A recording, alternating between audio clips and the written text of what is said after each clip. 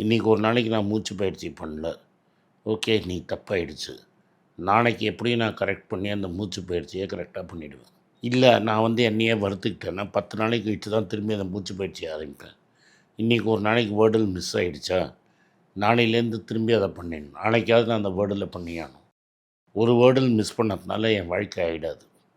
ஆனால் முன்னாடி எப்படி இருந்ததுன்னா, ஒரு நாளைக்கு மிஸ் ஆகிடுச்சுன்னா தப்பு பண்ணிட்டேன்னு 10 நாள் கோல் விட்டு 11ஆம் நாள் தான் ஆரம்பிப்பேன்.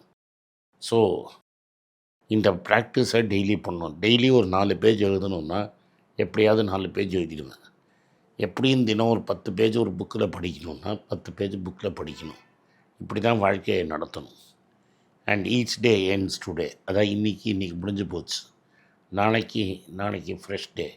இன்றைக்கி பண்ண தப்ப நாளைக்கு நீங்கள் கேரி ஃபார்வர்ட் பண்ணிங்கன்னா லைஃபுங்கிறது ரொம்ப பிட்டர் ஆகிடும். லைஃப் உங்களை கொண்டு போய் எங்கேயோ வேண்டாத இடத்துல கொண்டு போய் விட்டுடும்.